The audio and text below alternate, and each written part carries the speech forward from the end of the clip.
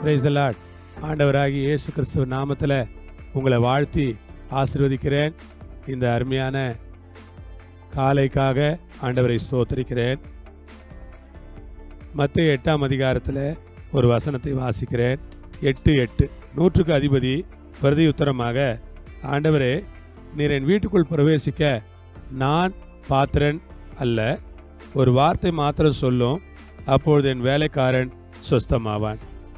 கர்த்தருடைய பரிசுத்த நாமம் மகிமைப்படுவதாக. நூற்றுக்கு அதிபதி பிரதியுத்தரமாக, ஆண்டவரே, நீர் என் வீட்டுக்குள் பிரவேசிக்க நான் பாத்திரன் அல்ல. நூற்றுக்கு அதிபதி இயேசுவினிடத்தில் வந்து, வேலைக்காரன் சுகமில்லை, அவனை சுகமாக்கணும் என்று அவன் ஒரு விண்ணப்பத்தை வைக்கிறான். அந்த நூற்றுக்கு அதிபதி ஒரு தெய்வ பயம் உள்ள மனிதன். மிலிட்ரியில் வேலை பார்க்கிறான். இராணுவ பணியாளனாக இருந்தும் கூட, 100 பேருக்கு அதிபதியாக இருக்கிற ஒரு செஞ்சூரியனாக இருந்தும் கூட அந்த மனிதன் தெய்வ பயம் உள்ளவனாய் வாழ்ந்திருக்கிறான். அந்த நூற்றுக்கு அதிபதி பிரதியுத்தரமாக என்ன சொல்லுகிறான்? ஆண்டவர் சொல்றாரு, நான் வந்து அவனை சுகமாக்குறேன் அப்படிங்கிறார். ஆண்டவருக்கு ரொம்ப சந்தோஷம். இந்த மாதிரி நல்ல ஆளுகளை நாம் போய் இந்த மாதிரி ஆளுகளை உற்சாகப்படுத்தணும். அவங்களுக்கு சுகம் கொடுத்தா அவனுக்கு இன்னும் பக்தி அதிகமாகும். இவன் ஒரு நூற்றுக்கு அதிபதி வேற, ஒரு புறஜாதி மனுஷனாக இருக்கான், நாம் போவோம் அவன் வீட்டுக்கு என்று அவர் சொல்லுகிறார். உடனே அவன் சொல்லுகிறான், ஐயா, என் வீட்டுக்கு நீங்கள் வராதிங்கய்யா, நான் அதுக்கு பாத்திரன் அல்ல. பொதுவாக இந்த ரோமர்கள் ஏற்கனவே அவர்கள் ரொம்ப திமிர் பிடிச்ச ஆட்கள். யூதர்களை மதிக்கிறது இல்லை.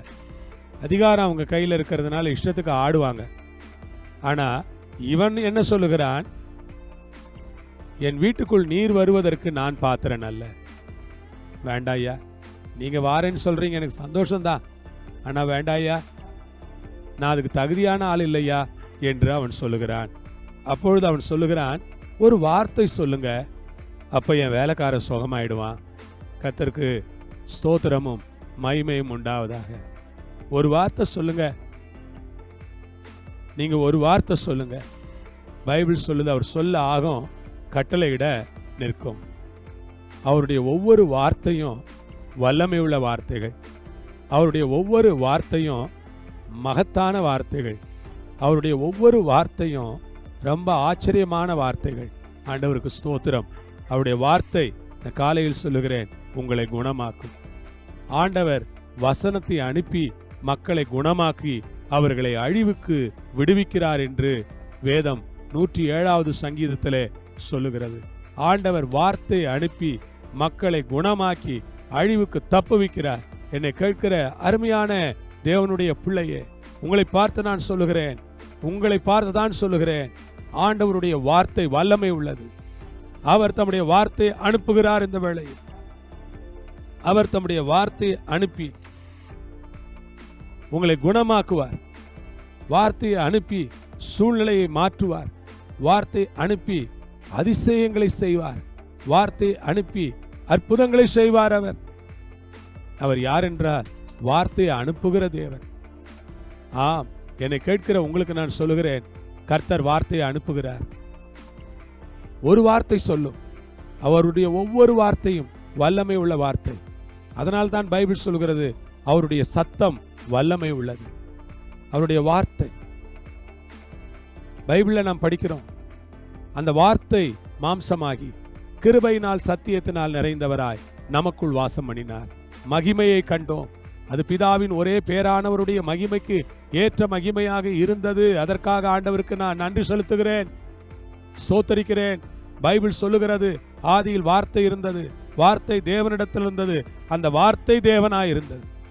நீ கேட்கிற உங்களுக்கு உற்சாகமூட்டும் வார்த்தைகளை மாத்திரமல்ல, உண்மையான வார்த்தைகளை நான் பேசிக் கொண்டிருக்கிறேன். வார்த்தை வார்த்தை அவருடைய நாமம் வார்த்தை என்பதே. அதனால்தான் அவனுக்கு தெரியும், அவருடைய வார்த்தை பயங்கரமானது, ஜீசஸ். அதனால்தான் ஆபிரகாம் தேவனுடைய வாக்கு தத்தங்களை நம்பினார்.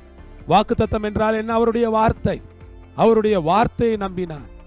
மனிதர்கள் ஏன் அவருடைய வார்த்தையை நம்பினார்கள் என்றால், அவர் வார்த்தையில் உண்மை உள்ளவர்.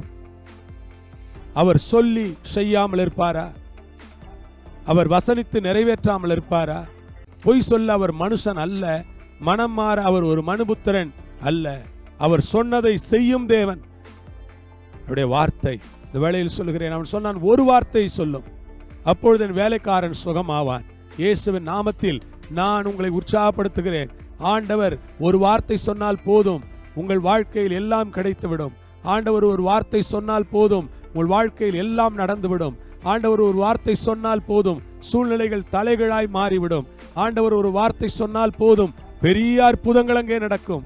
ஆண்டவர் ஒரு வார்த்தை சொன்னால் போதும், இயேசுவின் நாமத்தில் பிசாசுகள் ஓடும். ஆண்டவர் ஒரு வார்த்தை சொன்னால் நோய்கள் சுகமாகும். ஆண்டவர் ஒரு வார்த்தை சொன்னால் வாழ்க்கையே மாறும்.